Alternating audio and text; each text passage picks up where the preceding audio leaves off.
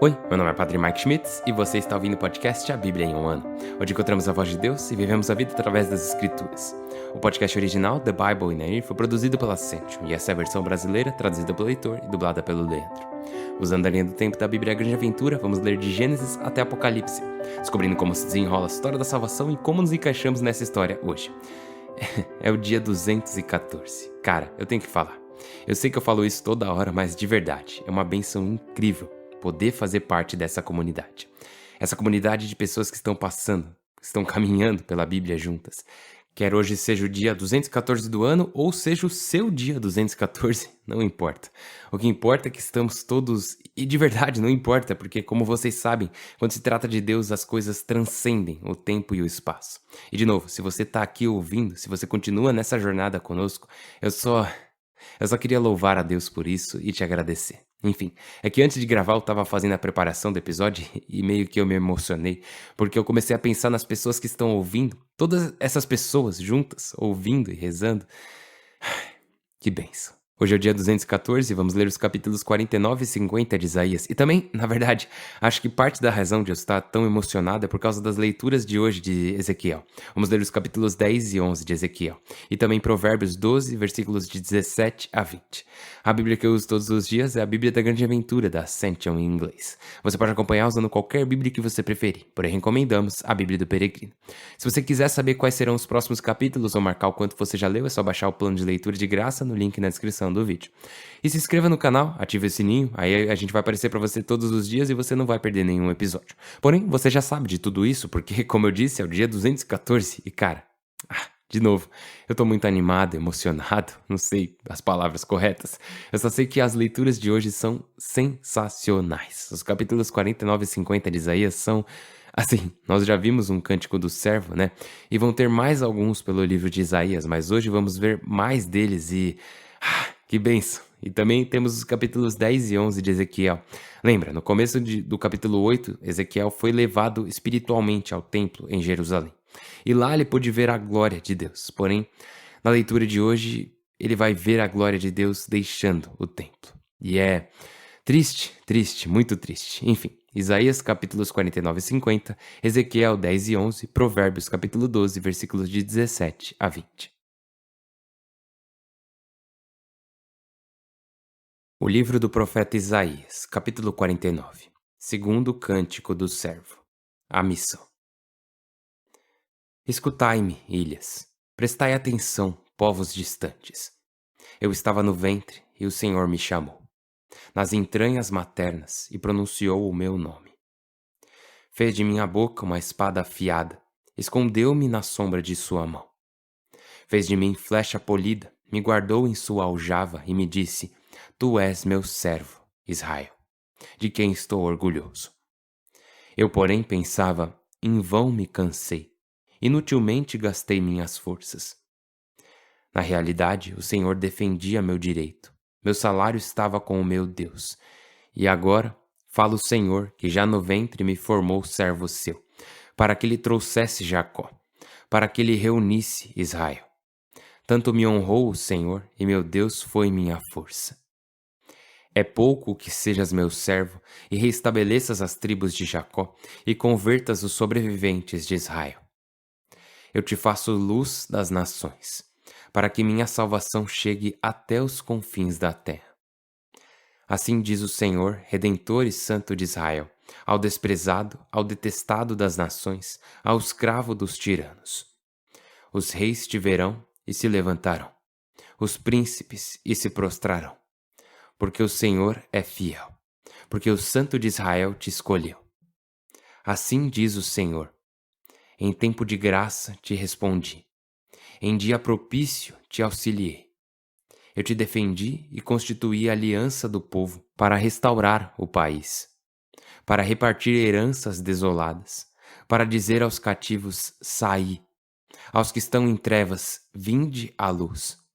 Ainda pelos caminhos pastarão, terão pradarias em todas as dunas, não passarão fome nem sede. Não os molestará o mormaço nem o sol, porque os conduz aquele que se compadece deles e os guia a mananciais de água. Convertereis meus montes em caminhos, e minhas estradas se nivelarão. Olhai, alguns vêm de um país remoto. Olhai, outros do norte e do poente, e aqueles do país de Siena. Exulta, céu, alegra-te, terra. Rompei em aclamações montanhas, porque o Senhor consola seu povo e se compadece dos desamparados. Consolo de Sião. Sião dizia: o Senhor me abandonou, meu dono se esqueceu de mim. Pode uma mãe se esquecer de seu bebê, deixar de querer o filho de suas entranhas? Pois, ainda que ela esqueça, eu não te esquecerei. Olha, em minhas palmas te levo tatuada. Teus muros estão sempre diante de mim. Os que te constroem vão mais depressa do que aqueles que te destruíam. Os que te arrasavam se afastam de ti. Levanta os olhos ao redor e vê. Todos se reúnem para vir a ti. Por minha vida, oráculo do Senhor, levarás todos como vestido precioso. Serão teu cinturão de noiva. Porque tuas ruínas, teus escombros, teu país desolado, ficarão apertados para teus habitantes, ao passo que se afastarão os que te devoravam. Os filhos que davas por perdidos te dirão outra vez: meu lugar é apertado, dá-me espaço para habitar. Mas tu perguntarás a ti mesma: quem gerou estes para mim? Eu, sem filhos e estéril, quem os criou? Tinham-me deixado sozinha, de onde vêm estes? Isto diz o Senhor. Vê, com a mão faço sinal às nações. Levanto meu estandarte para os povos. Trarão teus filhos nos braços e levarão tuas filhas nos ombros. Seus reis serão teus aios, suas princesas tuas amas de leite. Com o rosto por terra te prestarão homenagem, lamberão o pó de teus pés, e saberás que eu sou o Senhor, que não decepciono os que esperam em mim. Mas pode-se tirar a presa de um soldado? Escapa o prisioneiro de um tirano? Isto responde o Senhor. Sim, tira-se de um soldado prisioneiro, e a presa escapa de um tirano. Eu mesmo defenderei tua causa. Eu mesmo salvarei teus filhos. Farei teus opressores comerem sua própria carne, e se embriagarão de seu sangue como de vinho. E todo mundo saberá que eu sou o Senhor teu Deus, e que teu Redentor é o campeão de Jacó. Capítulo 50. Pleito com o povo. Assim diz o Senhor: onde está a ata de repúdio com a qual despedi vossa mãe? Ou a qual de meus credores vos vendi? Vede, por vossas culpas fostes vendidos. Por vossos crimes vossa mãe foi repudiada. Por que, quando venho, não há ninguém? Quando chamo, ninguém responde? Minha mão é tão curta que não pode redimir? Ou não tenho força para livrar? Vede, com um bramido seco o mar, transforma os rios em deserto. Por falta de água, seus peixes apodrecem, mortos de sede. Eu visto o céu de luto e o cubro com pano de saco. Terceiro cântico do servo: sofrimento e confiança. Meu Senhor me deu uma língua de iniciado, para que eu saiba dizer ao abatido uma palavra de alento. Cada manhã desperta meu ouvido, para que escute como os iniciados. O Senhor me abriu o ouvido, eu não resisti nem voltei atrás. Ofereci o dorso aos que me espancavam e as faces aos que me arrancavam a barba. Não tapei o rosto diante de ultrajes e cuspidas. O Senhor me ajuda, por isso não me acordava. Por isso endureci o rosto como pederneira, sabendo que não ficaria decepcionado. Tenho perto o meu defensor. Quem pleiteará contra mim? Compareçamos juntos. Quem tem algo contra mim? Que se aproxime. Vede, o Senhor me ajuda. Quem me condenará? Vede, todos se gastam como roupa, a traça os rói. Discurso do servo. Quem de vós respeita o Senhor e obedece ao seu servo? Ainda que caminhe em trevas, sem um raio de luz, confie no Senhor e se apoie em seu Deus. Atenção, vós que atiçais o fogo e acendeis tochas, Ide à fogueira do vosso fogo, das tochas que acendestes. Assim vos tratará a minha mão, e jazereis no tormento. O livro de Ezequiel, capítulo 10. A glória parte. Na plataforma que estava sobre a cabeça dos querubins, vi uma espécie de safira, em forma de trono, que sobressaía. O Senhor disse ao homem vestido de linho: Coloca-te debaixo da carruagem, sob o querubim. Recolhe um punhado de brasas do meio dos querubins e espalha-as pela cidade. E vi que ele se colocou. Ao entrar esse homem, os querubins se encontravam ao sul do templo, e a nuvem enchia o átrio interno. A glória do Senhor se ergueu sobre os querubins e se colocou no umbral do templo. A nuvem encheu o templo e o resplendor da glória do Senhor encheu o átrio. O rumor das asas dos querubins chegou até o átrio externo. Era como a voz do Todo-Poderoso quando fala. O homem vestido de linho, ao receber a ordem de recolher fogo de sob a carruagem, entre os querubins, colocou-se ao lado de uma roda. O querubim estendeu a mão entre os querubins para o fogo que estava entre os querubins. Recolheu-o e colocou-o na concha das mãos do homem vestido de linho. Ele o recolheu e saiu. Por baixo das asas dos querubins aparecia uma espécie de braços humanos. E vi 4 rodas ao lado dos querubins, uma ao lado de cada um. O aspecto das rodas era como o brilho do crisólito. As 4 tinham a mesma aparência. Sua feitura era como se uma roda estivesse encaixada dentro da outra, para poderem rodar nas 4 direções sem terem de se voltar ao rodar, pois já de antemão estavam orientadas na direção em que rodavam. Não se voltavam ao avançar. A circunferência dos 4 aros estava cheia de olhos. Ouvi que chamavam as rodas de carruagem. Cada uma tinha 4 faces, de querubim, de homem, de leão e de águia. Os querubins se elevaram. Estes eram os seres viventes que eu tinha visto às margens do rio Cobar. Quando os querubins caminhavam, ao seu lado avançavam as rodas. As rodas não se afastavam de seu lado, nem mesmo quando os querubins levantavam as asas para subir do chão. Paravam quando eles paravam e junto com eles se elevavam, porque levavam o espírito dos seres viventes. Logo a glória do Senhor saiu, levantando-se do umbral do templo, e se colocou sobre os querubins. Vi os querubins levantar as asas, subir do solo, sem separar-se das rodas, e sair. E se deteve junto à porta oriental da casa do Senhor. Enquanto isso, a glória do Deus de Israel sobressaía por cima deles. Eram os seres viventes que eu tinha visto debaixo do Deus de Israel às margens do rio Cobar, e percebi que eram querubins. Tinham 4 rostos e 4 asas cada um, e uma espécie de braços humanos debaixo das asas. Sua fisionomia era a dos outros que eu tinha contemplado às margens do rio Cobar. Caminhavam de frente.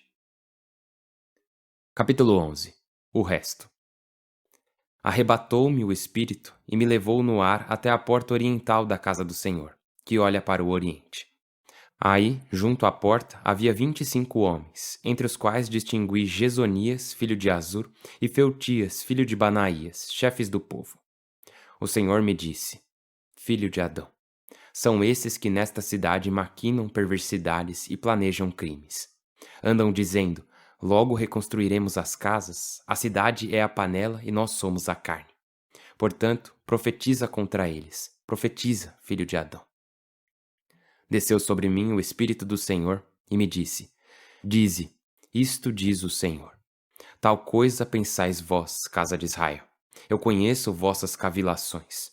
Multiplicastes vossas vítimas nesta cidade, enchestes suas ruas de vítimas. Portanto, isto diz o Senhor: a cidade é a panela, da qual vos tirarei, e vossas vítimas são a carne. Temeis a espada, pois mandarei a espada contra vós, oráculo do Senhor. Eu vos tirarei da cidade, eu vos entregarei em poder de bárbaros, e farei justiça em vós. Eu vos julgarei na fronteira de Israel. Caireis à espada, e sabereis que eu sou o Senhor. Já não será vossa panela, nem vós a sua carne. Eu vos julgarei na fronteira de Israel.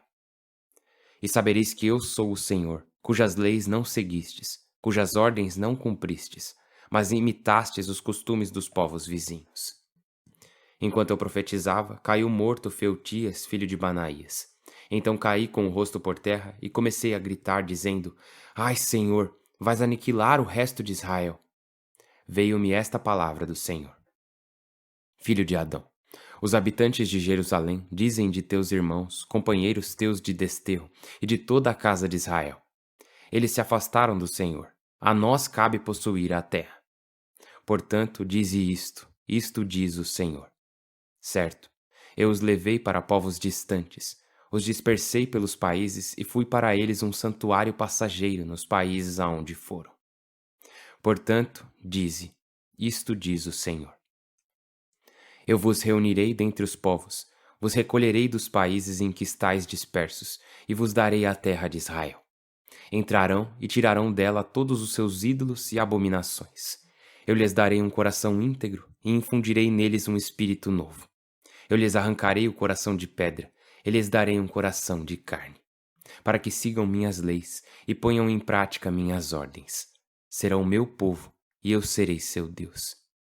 Mas se o seu coração vai atrás de seus ídolos e abominações, eu lhes darei o que merecem. Oráculo do Senhor. Os querubins levantaram as asas sem separar-se das rodas. Enquanto isso, a glória do Deus de Israel sobressaía por cima deles. A glória do Senhor se elevou sobre a cidade e se deteve no monte, ao leste da cidade. Então o Espírito me arrebatou e me levou no ar ao desterro da Babilônia, em êxtase. A visão desapareceu. E eu contei aos desterrados o que o Senhor me havia revelado.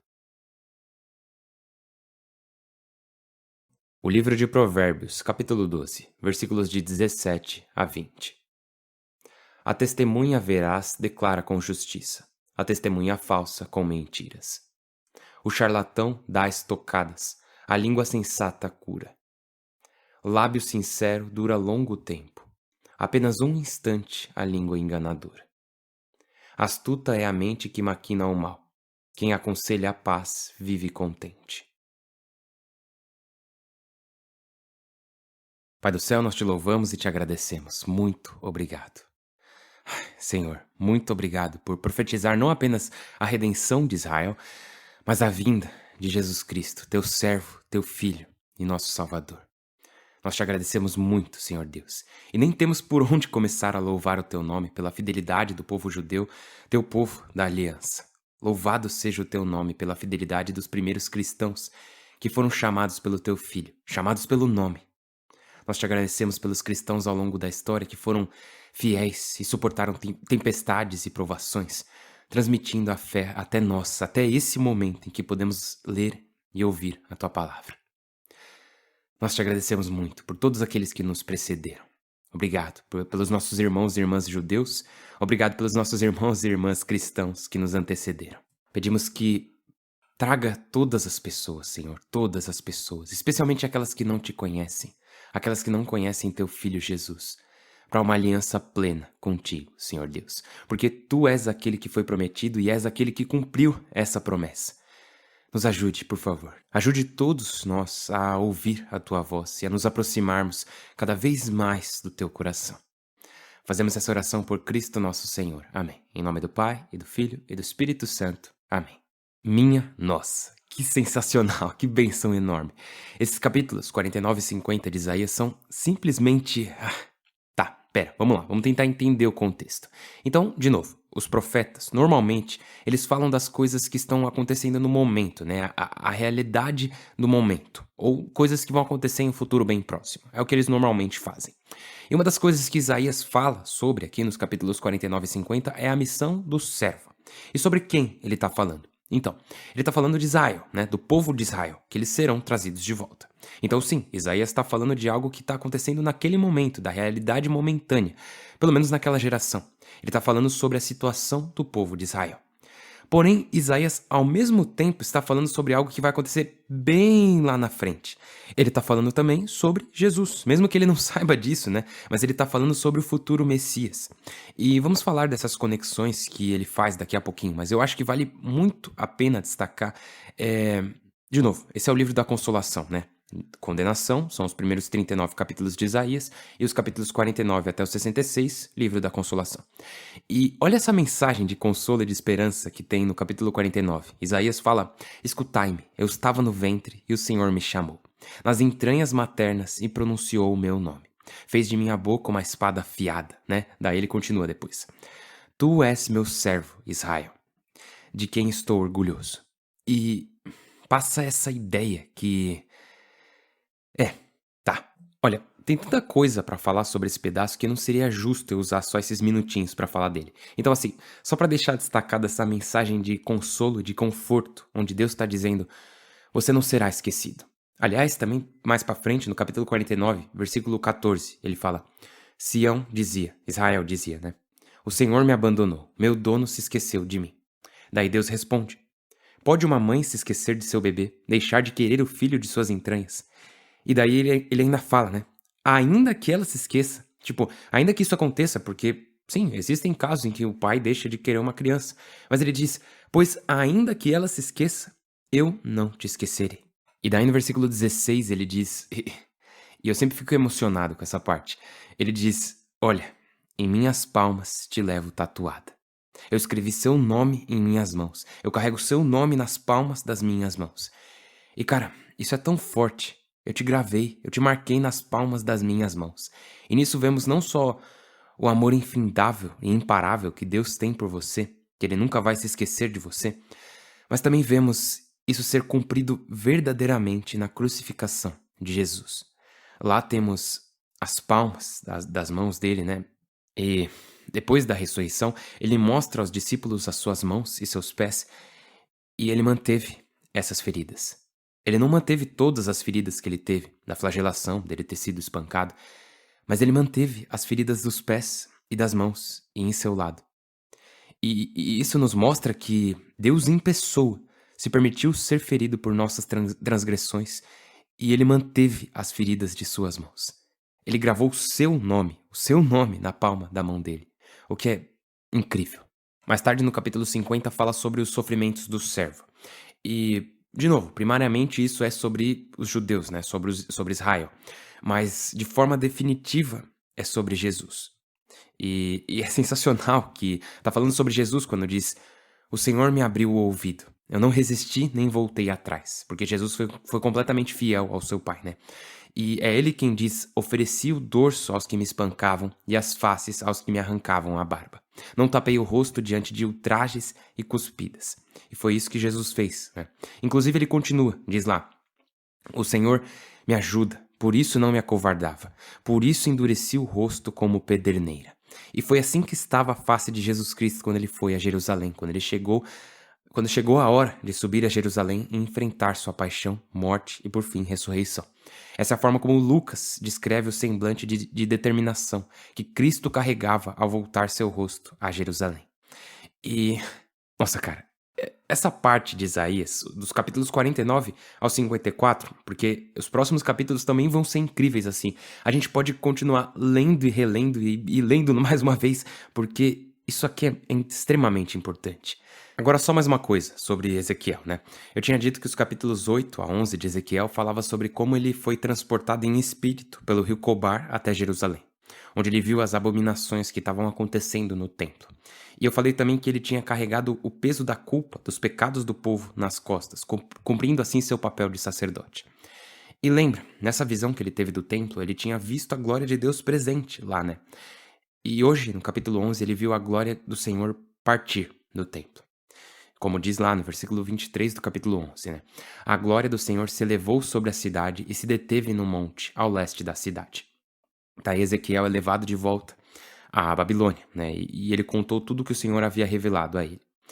E cara, isso é tão trágico, tão triste, que as pessoas tinham abandonado o Senhor e profanado o templo ao ponto de que a presença do Senhor, o Espírito do Senhor, o deixou por um tempo. Agora lembra, na primeira visão que Ezequiel teve lá no rio Cobar, ele viu essa mesma glória de Deus. Então, sabemos que o Senhor, na verdade, não abandonou seu povo. Pelo contrário, sua glória os seguiu e os acompanhou, porém em segredo, oculta. Ela permaneceu oculta, porém os acompanhou enquanto eles estavam exilados. E isso acontece nas nossas vidas também. Que independente de sermos fiéis ou infiéis, nem sempre vamos ver a glória de Deus.